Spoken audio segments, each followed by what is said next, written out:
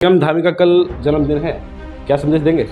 धामी भैया को मैं जन्मदिन की बहुत बहुत शुभकामनाएं देना चाहूँगा। उनको बहुत बहुत बधाई। सीएम धामी बोलते हैं कि जीरो टॉलरेंस की सरकार है उत्तराखंड के अंदर और आप सीधे सीधे आरोप लगा रहे हैं कि कमीशनखोरी चल रही है। कि मैं आरोप क्या लगा रहा हूँ, सच्चाई बता रहा हूँ। कमीशन प्रथा में आप भी सम्मिलित हो जाते हैं तो आपका किसी को कुछ कहने का अधिकार खत्म हो जाता है। ना तो आप ठेकेदार को कुछ कह सकते हो, ना एई को कुछ। एडीपी रुड़की के लिए एक वरदान था, लेकिन अभिशाप साबित हो गया है वो, क्योंकि उसके अंडर जो काम हुआ है, मैं नहीं कह सकता क्यों हुआ है ऐसा। करप्शन के चलते हुआ है, कमीशनखोरी के चलते। प्रदीप भैया मेरे को बोले मैं फाइल के पीछे दौड़ने को तैयार हूँ, लेकिन उनके साथ साथ उन्हें मुझे थोड़ी सी अथॉरिटी भी देनी पड़ेगी ताकि अधिकारी मेरी बात सुने। विधायक जी सुनिएगा, चेरब जैन जी बोल रहे हैं कि अगर आपके पास समय कम है तो उस पुल की फाइल को लेकर के चेरब जैन खुद दौड़ सकते हैं अगर आप उनको विकास कर रहे हैं। कहाँ है वो विकास?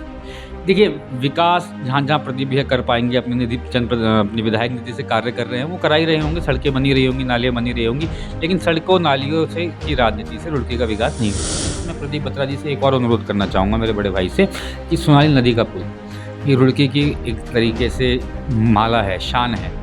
इसको जल्द से जल्द शुरू कराइए प्रदीप भैया। इसको बहुत टाइम हो गया है, रुड़की वासियों को बहुत दिक्कत हो रही है, बच्चों को बहुत लंबा घूम के जाना पड़ रहा है। अभी तक तो ऐसा पुल 3 बार बन जाना चाहिए। देखिए, इसमें प्रदीप भैया मेरे बड़े भाई की तरह हैं, लेकिन कहीं न कहीं मैं इसमें कोई दरकिनार भी नहीं करूँगा। कहीं न कहीं उनके प्रयासों में कुछ कमी रही है। अगर प्रयास उनके पुरंतर होते तो ये समस्या खत्म हो चुकी होती। नमस्कार दोस्तों, यूके भारत आप देख रहे हैं। लगातार हम आपको जन मुद्दे, जन समस्या तो दिखाते हैं, लेकिन साथ ही साथ बात करें तो राजनीतिक गलियारे जो है वो बड़ी तेज़ी से देखे जा रहे हैं। कहीं आरोप प्रत्यारोप, कहीं समस्या को लेकर के नेताओं का एक आगाज़ करना, नेताओं की एक नाराज़गी जताना। उसी को लेकर के आज हम बात करने वाले हैं चेरब जैन, जो कि फोनिक्स कॉलेज के चेयरमैन हैं। और बात करें तो रुड़की की राजनीति में अच्छा खासा अपना नाम भी उन्होंने बना लिया है। हालांकि उनकी तैयारी थी नगर निगम मेयर की लड़ने की, लेकिन टिकट नहीं हुआ भारतीय जनता पार्टी से, तो वो नहीं लड़े।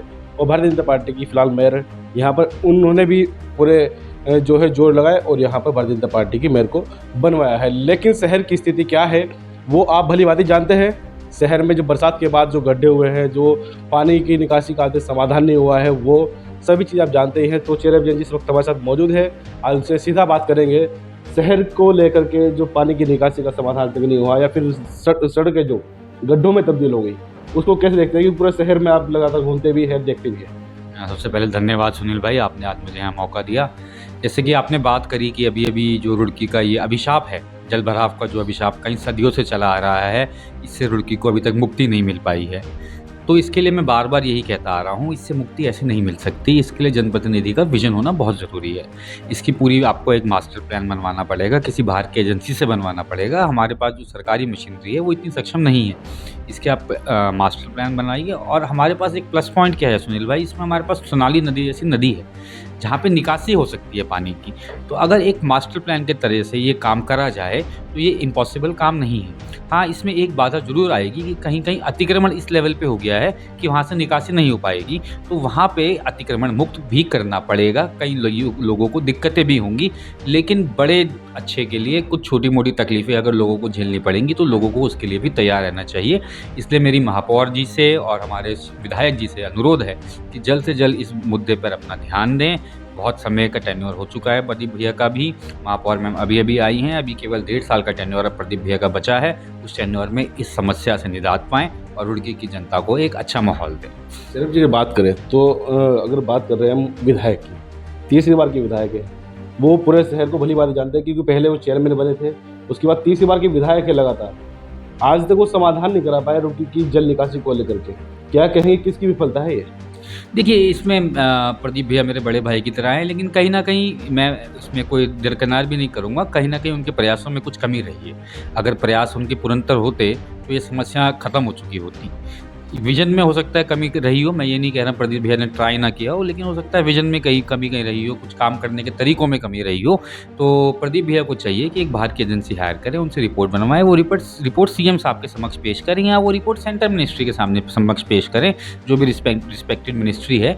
और इस काम को जल्द से जल्द इसका बजट अलॉट कराएँ और जल्द से जल्द कार्य कराएँ। और आपके माध्यम से मैं प्रदीप बत्रा जी से एक और अनुरोध करना चाहूँगा, मेरे बड़े भाई से, कि सोनाली नदी का पुल ये रुड़की की एक तरीके से माला है, शान है। इसको जल्द से जल्द शुरू कराइए प्रदीप भैया। इसको बहुत टाइम हो गया है, रुड़की वासियों को बहुत दिक्कत हो रही है, बच्चों को बहुत लंबा घूम के जाना पड़ रहा है। अभी तक तो ऐसा पुल 3 बार बन जाना चाहिए था, अगर ऐसी कोई दिक्कत है। अभी तक इसका काम भी शुरू नहीं हुआ है, टेंडर भी नहीं हुआ है। सबसे पहले प्रदीप भैया को इस फाइल के पीछे लगना चाहिए, और यदि प्रदीप भैया को लगता है कि वो व्यस्त हैं, प्रदीप भैया मेरे को बोले, मैं फाइल के पीछे दौड़ने को तैयार हूँ, लेकिन उनके साथ साथ उन्हें मुझे थोड़ी सी अथॉरिटी भी देनी पड़ेगी ताकि अधिकारी मेरी बात सुने। अच्छा, आप भी भारतीय जनता पार्टी से ही आते हैं, लगातार आप भारतीय जनता पार्टी के आदि विकास कार्य को लेकर चलते हैं, उनकी बातों को आगे बढ़ाते हैं। प्रदीप बत्रा जी भी अगर बात करें तो भारतीय जनता पार्टी के विधायक हैं। जैसा आपने कहा कि 3 बार बन जाता अब तक ये पुल, लेकिन अभी तक नहीं बन पाया है। पैसा अलॉटमेंट हो गया, सब चीज़ें हो गई, अधिकारी बोल रहे थे कि भाई मई या जून में काम शुरू हो जाएगा, लेकिन अगस्त समाप्त हो गया और सितंबर भी आधा चला गया, तो अभी तक पुल नहीं बना है। दूसरी बात, विधायक जी बोलते हैं कि भाई हम विकास कर रहे हैं, कहाँ है वो विकास? देखिए, विकास जहाँ जहाँ प्रदीप भैया कर पाएंगे, अपनी विधायक नीति से कार्य कर रहे हैं, वो करा ही रहे होंगे। सड़कें बनी रही होंगी, नालियाँ बनी रही होंगी, लेकिन सड़कों नालियों से की राजनीति से रुड़की का विकास नहीं हो सकता। एक पुरंतर विकास के लिए हमें एक मास्टर प्लान चाहिए, और एक ये जो सोनाली नदी का पुल की जैसे हम बात कर रहे हैं, जो अधिकारियों ने कहा था मई जून में हो जाएगा, देखिए ये एक दुर्भाग्यपूर्ण है। ये हमारे पूरे भारत में दुर्भाग्यपूर्ण है कि जो सरकारी फाइलें होती हैं सुनील भाई, वो बहुत धीरे चलती हैं। उनमें गति तब आती है यदि कोई व्यक्ति उनके पीछे पीछे भागता रहे। तो प्रदीप भैया को चाहिए कि एक कोई व्यक्ति उस फाइल के लिए डेडिकेट करे, ताकि वो फाइल गति से आगे भागे, बिल्कुल रॉकेट की स्पीड पे आगे जाए, और जल्द से जल्द ये कार्य शुरू हो। समझ में आता है भाई, विपक्ष का अगर विधायक हो तो समझ में आता है कि फाइल धीमी गति से चलेगी, लेकिन सत्ता पक्ष के विधायक होते हुए, सत्ता पक्ष के विधायक की विधानसभा क्षेत्र में इस तरह का काम ना होना, ये क्या कहेंगे भी, केंद्र में सरकार भाजपा की आपकी है, राज्य में सरकार भाजपा की है, और जिन विधायक के विधानसभा क्षेत्र का ये पुल है वो भारतीय जनता पार्टी के विधायक प्रदीप बत्रा जी। देखिए, सरकार के पास, केंद्र सरकार ले लीजिए चाहे राज्य सरकार ले लीजिए, उनके पास कई और प्रस्ताव हैं, कई और कार्य हैं। उनको 70 विधानसभाएं देखनी है। 70 विधानसभाओं के पास बाद इतने सारे ग्रामों के काम होते हैं, बहुत सारे काम हैं उन लोगों के पास, तो उनको बहुत किस्म के काम देखने हैं। ये तो जिस शहर का जनप्रतिनिधि है उसको चाहिए कि ज़रूरत के हिसाब से सरकार का जो ध्यान है अपने जो क्षेत्रीय मुद्दे हैं उस पर लाए। यानी कहा जाए कि विधायक प्रदीप बत्रा जी प्रयास नहीं कर रहे हैं क्या? देखिए, प्रयास मुझे नहीं पता प्रयास भैया किस लेवल का प्रयास कर रहे हैं, लेकिन प्रयास का जो नतीजा है वो अच्छा नहीं आ रहा है। प्रयास बिल्कुल कर रहे होंगे, वो मैं नहीं मान रहा हूँ, वो 100% अपना प्रयास कर रहे होंगे, लेकिन नतीजा नहीं आ पा रहा है। तो प्रदीप भैया को चाहिए कि अपने प्रयास की दिशा बदलें। अगर दिशा नहीं बदल पा रहे हैं तो किसी और को उस काम के पीछे लगाएं। यदि मुझे लगाना चाहे, मुझे ट्राई करना चाहे, मैं निरंतर प्रदीप भैया की सेवा के लिए तैयार हूँ। विधायक जी सुनिएगा, चेरब जैन जी बोल रहे हैं कि अगर आपके पास समय कम है तो उस पुल की फाइल को लेकर के चेरब जैन खुद दौड़ सकते हैं, अगर आप उनको इजाज़त दें, उनको अपना जो है संरक्षण देते हुए कहे कि भाई इस फाइल को आप आगे तक लेके जाए, जो भी मेरी जहाँ जरूरत पड़े उनको सहयोग करें, वो आपकी फाइल को लेकर जाएंगे, जिससे कि जो बच्चे हैं जिनको बड़ी दूर से घूम कर आना पड़ रहा है स्कूल से, उनको दिक्कतों का सामना होगा ख़त्म हो जाए। जो मजदूर लोग यहाँ से बसों में आते जाते थे, उनकी दिक्कतों का सामना जो करना पड़ रहा है वो ख़त्म हो जाए, और जहाँ पर जो बसें और बड़े वाहन चलते हैं उनको भी आवाजाही में दिक्कतें ना हो। चलो भी जानना चाहेंगे, बात करें तो भाई हर साल बरसात के समय में एडीबी यहाँ पर 2017 में शुरू हुआ था काम, और आज तक उस काम को बात करें तो हर साल जो उनकी पाइपलाइन है वो जगह जगह धंस जाती है। उसको कैसे देखते हैं आप, क्योंकि उनके जो इंजीनियर उसको काम कराने वाले थे, आज तक कोई कार्रवाई नहीं हुई है।